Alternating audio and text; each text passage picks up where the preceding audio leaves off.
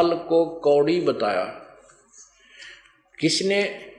उन्हीं अज्ञानी ऋषियों, गुरुओं, महर्षियों ने जिन्होंने परमात्मा के बारे में कै खै का भी ज्ञान नहीं। उन्हीं में से एक देखिएगा महर्षि दानंद।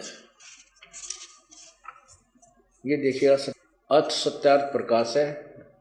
वेद आदि विविध सदशास्त्र प्रमाणई संवित श्रीमत् परमहंस वर्जाकाचार्य महर्षि दानंद सरस्वती स्वामी विरचित, वही रचित है। प्रकाशक है वैदिक यतिमंडल दानंद मठ, दीनानगर, पंजाब में से।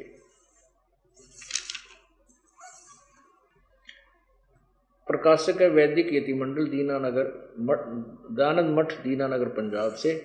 प्रकाशक कहाँ से है? इसके मुद्रक कौन है? प्रिंट कहाँ से हुआ है? आचार्य प्रिंटिंग प्रेस, दानंद मठ, गोहाना मार्ग, रोहतक से।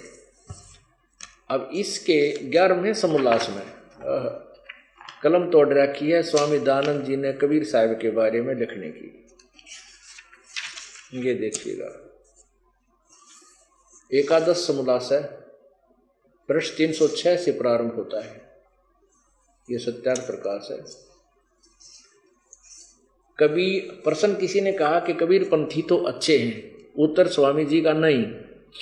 प्रश्न क्यों अच्छे नहीं, स्वामी जी ने से पूछा, और प्रश्नकर्ता कहता है कि पाषाण आदि मूर्ति का खंडन करते थे कबीर जी, और कबीर साहब फूलों से उत्पन्न हुए और अंत में भी फूल हो गए। ब्रह्मा विष्णु महादेव का जन्म नहीं था, तब भी कबीर साहब थे बड़े सिद्ध। जिस बात को वेद पुराण भी नहीं जान सकता उसको कबीर जानता है, सच्चा रास्ता है सो कबीर ही ने दिखलाया है। इनका मंत्र सतनाम कबीर आदि है। उत्तर स्वामी जी का। प्रश्न करता तो बात बहुत निकट बोल रहा है, बहुत सत्य कह रहा है, और ये अड़ंगा करने में तुला हुआ था महर्षि दानंद। ये सत्य को झुठलाना इसका परम नियम था, सिद्धांत था।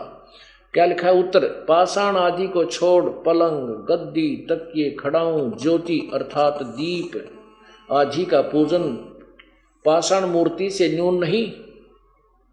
स्वामी जी कह रहे हैं कि तू पत्थर तो छोड़, वो तो पलंग यानी जिस पर कबीर जी बैठा करते, गद्दी, उसके तकिए, उसके खड़ाओं पर माथा टेकें, और वह ज्योत लावें, ओह ज्योति यानी हवन करें। ज्योति माने हवन, ज्योति दीप आदि का पूजन पाषाण आदि मूर्ति से न्यून नहीं, यानी पत्थर की पूजा से भी घटिया नहीं क्या ये ज्योत भी लाना। अरे तरह गजब भैया। फिर कहते हैं क्या कबीर साहब भनूगा था? वह कलियां थी जो फूलों से उत्पन्न हुआ और अंत में फूल हो गया। यहाँ जो यह बात सुनी जाती है वही सच्ची होगी। एक तो जिस आदमी ने कॉन्फिडेंस नहीं तो वो लेख लिखना ही नहीं चाहिए, जिसको क्लियर पता नहीं कि ये के था कैसे था, तीनों का यह सुनी जाती है सही होगी। जब तक बेराय नहीं तो फिर इसमें सदग्रंथ में अपने अनुभव में लिख क्यों रहा है? क्लियर सत्य इसी को कहते हैं जो निर्णायक ज्ञान हो, नथिंग एल्स, फाइनल हो। और किसी भी, जैसे इन्होंने इसके अनुवाद में देखना महर्षि दानंद जी के द्वारा भाषा यजुर्वेद या ऋग्वेद जितना भी इसने अड़ंगा कराया है, उसमें हर एक शब्द के बाद लिखा इसका अर्थ या वा, अर्थ ये वा, उसके बाद फिर वा, उसके बाद फिर वा के होता हो तो कंटिन्यूस होना चाहिए उसका अर्थ। वा का मतलब ये भी उसका है, ये भी उसका है, ये भी उसका है, ये कोई अनुवाद होता है। यहाँ देखो, फिर भी हम इसी को लेते हैं पहले। यहाँ जो ये बात सुनी जाती है वही सच्ची होगी कि कोई जुलाहा काशी में रहता था, उसका लड़का बाला नहीं था। एक समय थोड़ी सी रात्रि थी, बाजार में चला जाता था तो देखा सड़क के किनारे में एक टोकरी में फूलों के बीच में उसी रात का जन्मा बालक था। वह उसको उठा ले गया, अपनी स्त्री को दिया, उसने उस पालन किया। जब वह बड़ा हुआ तब दुल्हे का काम करता था। किसी पंडित के पास संस्कृत पढ़ने के लिए गया, उसने उसका अपमान किया, कहा कि हम दुल्हे को नहीं पढ़ाते। इस प्रकार कई पंडितों के पास फिरा परंतु किसी ने न पढ़ाया। तब ऊट पटांग भाषा बनाकर जुलाहे आदि नीच लोगों को समझाने लगा। अरे तरह गजब भैया, एक पूरे समुदाय को नीच शब्द प्रयोग करा, जुलाहे आदि नीच लोगों को समझाने लगा।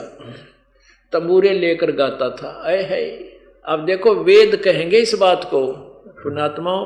अब जो स्वामी जी जिसको नकार रहे हैं, दानंद जी जिसको कह रहे हैं वो तो ऐसे था वैसा था, उसका वेद समर्थन करेंगे। कबीर जी के विषय में स्वामी दानंद जी कह रहे हैं तंबूरे लेकर गाता था, भजन बनाता था, विशेष पंडित शास्त्र वेदों की निंदा किया करता था। कुछ मूर्ख लोग उसके जाल में फंस गए। जब मर गया तब लोगों ने उसको सिद्ध बना लिया। जो जो उसने जीते जी बनाया था उसको उसके चेले पढ़ते रहे। कान को मूंद कर जो शब्द सुना जाता उसको अनहत शब्द सिद्धांत कहा है, ठहराया। मन की वृत्ति को सुरती कहते हैं। उसको शब्द सुनने में लगाना, उसी को संत और परमेश्वर का ध्यान बतलाते। वहां काल नहीं पहुंचता। वृक्षी के तुल्य तिलक और चंदन आदि लकड़े के कंठी बांधते हैं।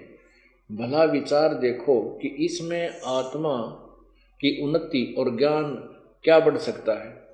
यह मत लड़कों के खेल की लीला है, के तुल्य लीला है। अपने आत्माओं इन महापुरुषों के, इसे महापुरुषों ने बैठा दिया भगवान के विषय। लाल को कौड़ी बता रहा। स्वामी जी कहते हैं कि वो पंडितों के पास गया, किसी ने पढ़ाया को नहीं। जब पहले ये पता ही था, अंडरस्टूड था कि कोई भी पंडित के अतिरिक्त उस समय कोई किसी अन्य जाति वाले ब्राह्मण पढ़ाया नहीं करते, तो अब प्रयत्न करना ही व्यर्थ था। तो परमेश्वर ने किसी के पास पढ़ने की आवश्यकता ही नहीं थी। वो तो जगत गुरु है, तत्वदर्शी संत रूप में आते हैं, वही है। वो तो सब ज्ञानों से, सब भाषाओं से, सब लैंग्वेज से परिचित है। परमेश्वर जी के विषय में स्वामी जी दानंद जी ने जो कहा है कि वो तंबूरे लेकर गाता था, भजन बनाता था, कुछ मूर्ख लोग, दुल्हा आदि नीच लोग उसके जाल में फंस गए।